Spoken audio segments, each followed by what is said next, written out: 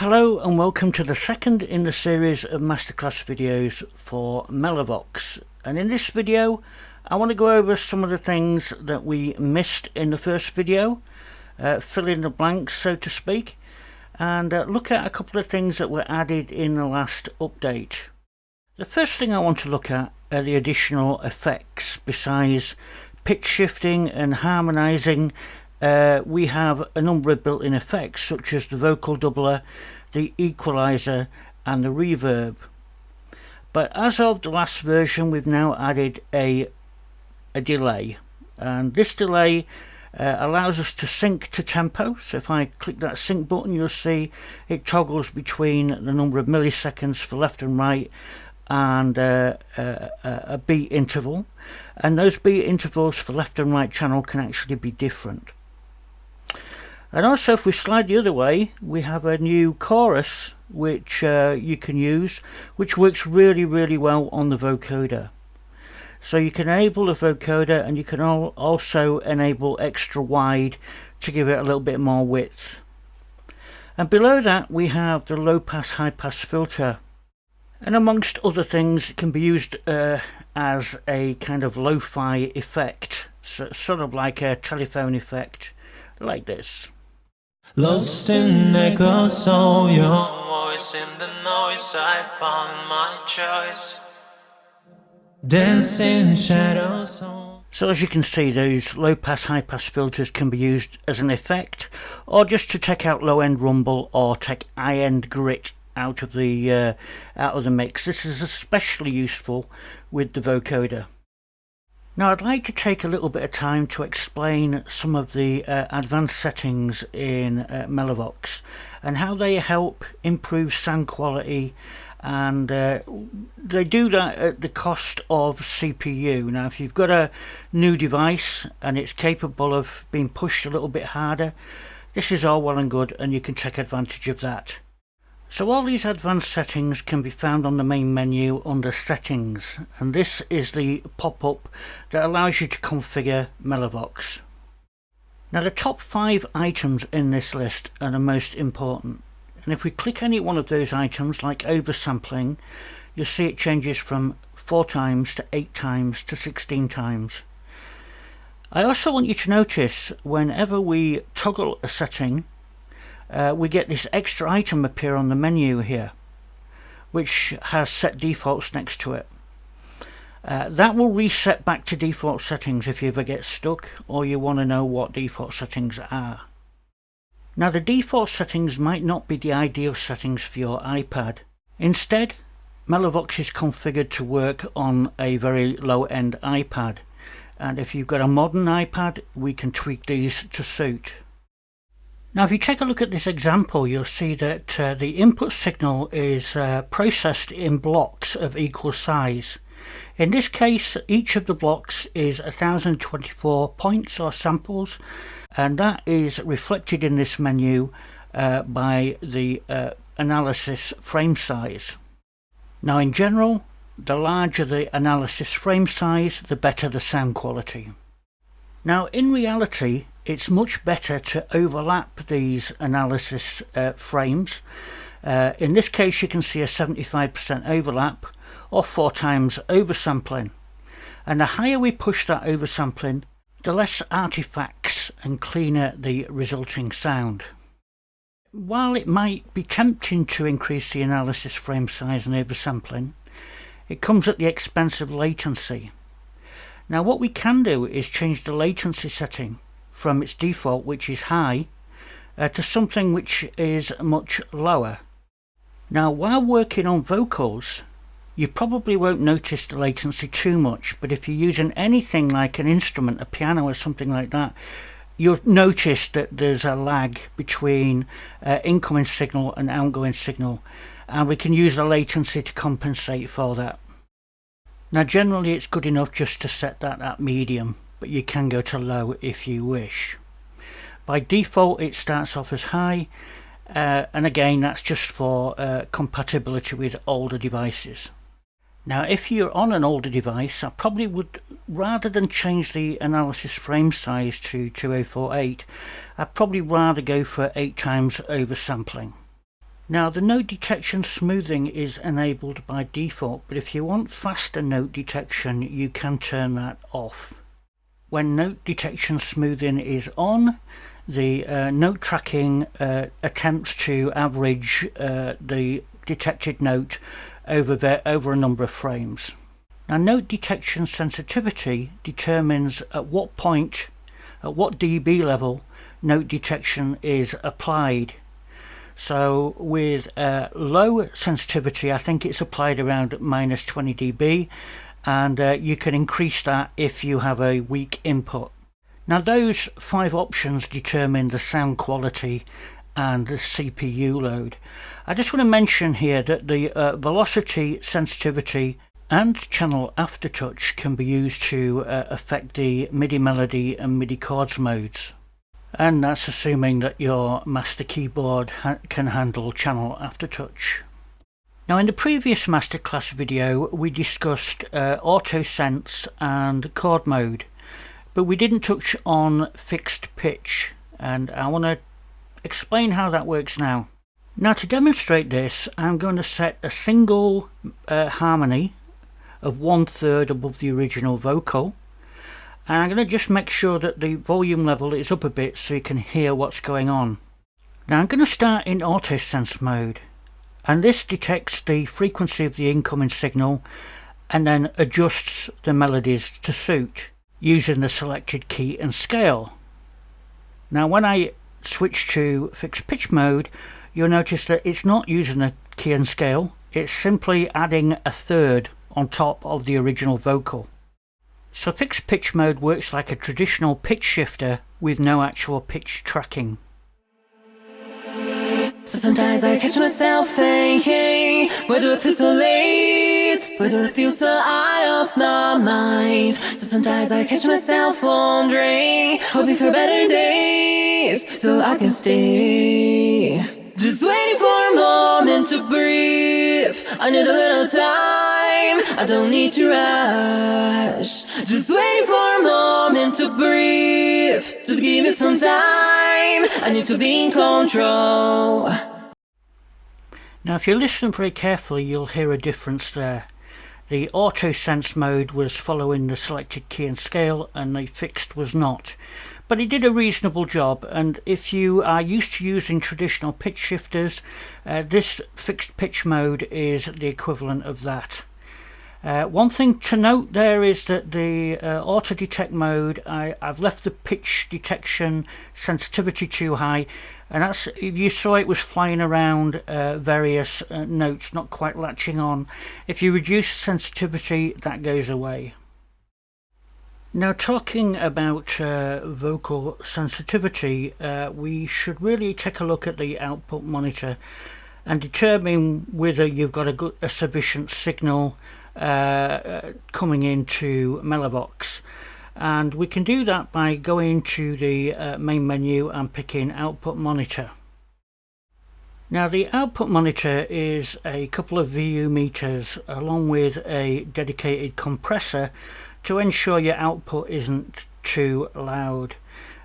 We can turn off the compressor using this button here, and we can change whether the compressor reacts to RMS values or peak values. Now if I start some vocal input here, we can take a look at the meters and we can see that they're touching around about 10 dB, which is adequate to trigger the note detection on its lowest setting. If you're struggling to get these meters up, try increasing the gain before the vocal enters MeloVox, or reduce the note sensitivity. Just waiting for a moment to breathe. Just give me some time. Now if these meters are peaking, try reducing the threshold, and also reduce the release time to around 100 milliseconds, because that helps the compressor recover when you get a loud vocal. This is especially useful if you've got lots of voices going or you're using the vocoder. Another really useful tool for a vocalist is the noise gate, and this is especially useful if you're in a live situation and you've got background noise, or if you've got a vocal and you just want to remove the reverb, say. which I'm going to do as an example in this case. Now the two knobs that you need to focus on are the threshold and the noise reduction knob. Now the noise gate does have more options that are hidden behind this more button at the top left of the of this section, and we're going to use these in an attempt to remove the reverb from this vocal. So the first thing to do is to remove the harmonies so we can focus on the main vocal. Then I'm going to take the threshold level to around 30 dB and start to bring up the reduction knob.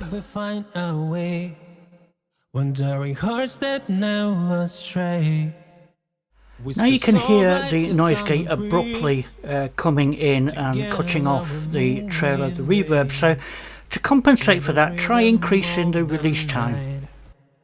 We shine like stars so bright. With you it feels so right. In your arms I take flight. And then if we wished, we could actually apply some local reverb to compensate for that we've removed. But the overall idea behind this is to remove the actual background noise and ensure when you're not singing, you're not getting anything coming through MeloVox. Because the last thing we want is for an external noise to start triggering unwanted harmonies. Now one thing we never do often enough is to make backups. It's so important, especially if your device goes faulty or if you want to move everything from one device to another. And with MeloVox you can back up both your presets and your set lists, and I want to go over various ways of how to do that. Now the easiest way to back up presets is to do it directly on the device using drag and drop. And to do that we need to go to the preset manager, which is available on the main menu. Another way to access the preset manager is by simply swiping down on the preset button. Now this window is draggable, so I'm going to drag this to the left hand side to make room for the file manager, which I'm going to bring up on the right hand side. So simply drag and drop the file manager out of your dock, and then find an empty folder where you want to back up, and simply drag and drop the files directly from your preset manager. Now not only can we drag and drop individual files, we can also drag and drop folders, and that makes it far more simple if we organize everything into folders. Now if we want to restore anything, we can drag back from the file manager directly into the preset manager. Now as you can see there, I've now got two things of the same name, so if we swipe left on that second item we just dragged in, I can then pick delete and it's gone. So as you can see there, nothing could be easier in terms of backing up using drag and drop. Now it's quite easy to back up set lists, but it's not so obvious, so let me walk you through that. The first thing we need to do is open the set list window by going to the main menu. Now this set list again is draggable, so I'm going to drag it to the far left and click on the little folder icon at the top of the window. Now if I pick load custom, you'll see a pop-up window with all our set list presets, and we're able to drag and drop these in to the files manager just like we did with our presets. And if I delete one of them, you can see that we can drag and drop those set lists back from the file manager back into this window. So that's the main way to back up your presets and set lists on your device. But what happens if you want to back these up to your PC or Mac?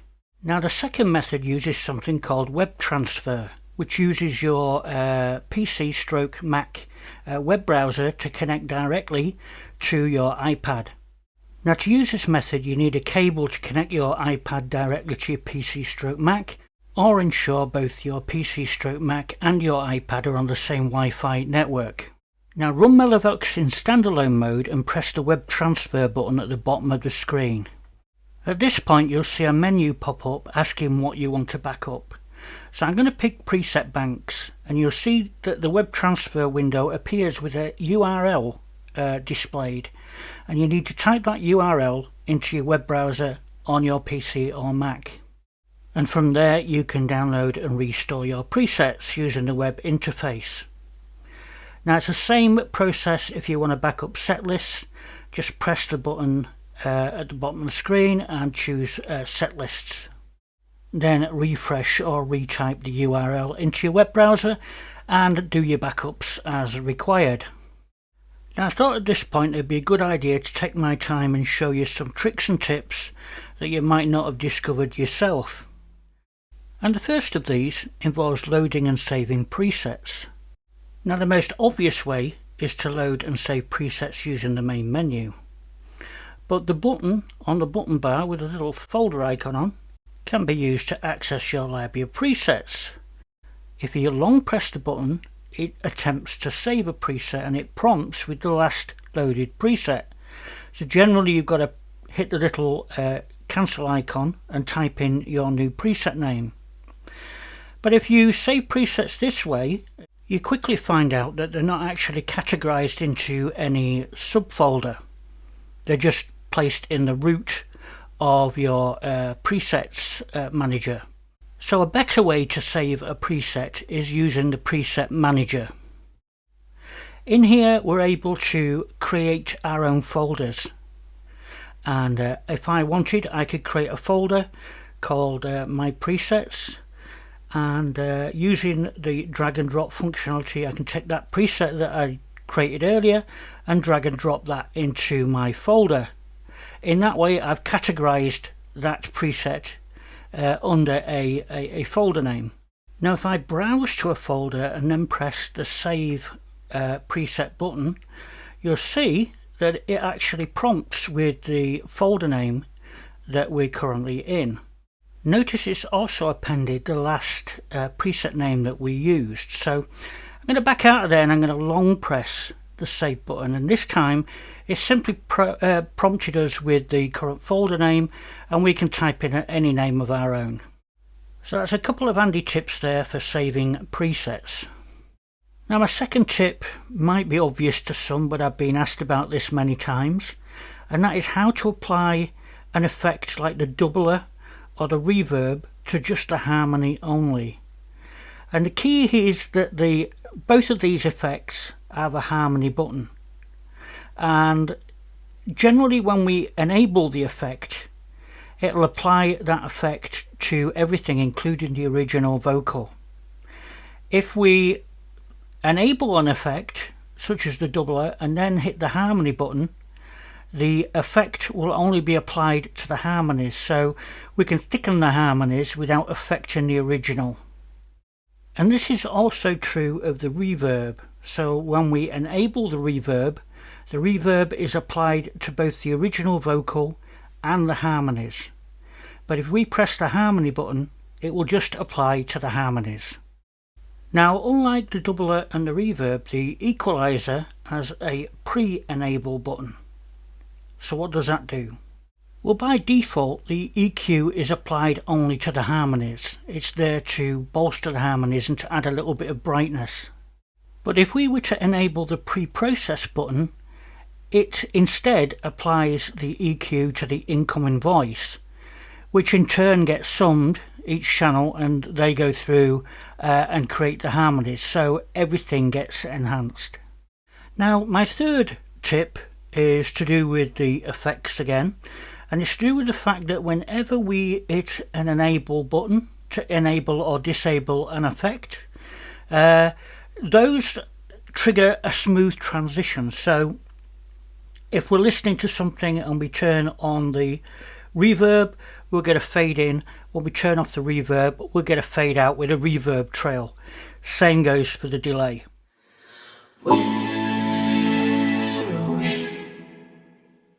What the hell is going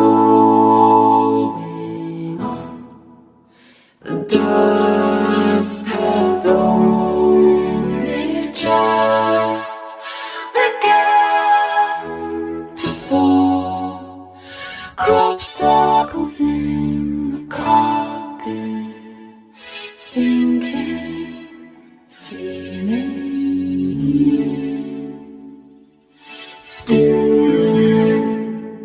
So hopefully you saw there I've been enabling and disabling all the different effects, and it was a smooth transition, no clicks. Now if you look at the end of the manual, somewhere near the end anyway, we have a list of things that can be controlled by CC, and they start I think at CC 20, and we can use those to remote control these effects. So it's possible to turn effects on and off using something like Surface Builder, which I'm doing here. Now that's true also of the harmonies knob, so if you want to turn the harmonies on and off during a live performance, you can do that and you won't get any clicks. Now in the first masterclass video we talked about the sample preview window and how to import your own samples into this just by swiping down on the power button. Now we can start any sample by clicking on it. Now to stop the sample, we simply long press on the power button. The great thing about this is it remembers what we last played, so if we long press it again, it will start playing that previous song. I bet you're wondering how I knew about your plans to make me blue. And as you can hear here, we get a nice click-free fade in and out of the harmonies when we click the harmony enable button. And my final tip for the day is, if we have set up a key and scale, we can, if we wish, edit that scale by clicking on the 12 note buttons. So if I select a major scale here, I can turn on and off individual blue notes to create maybe a pentatonic scale or something like that, and that will be saved with your session. Now if you're one of the few that's watched all the way through this video, I congratulate you and I hope you got something useful from this video. Before going, don't forget to thumb up the video, subscribe to the channel, and I will see you next time.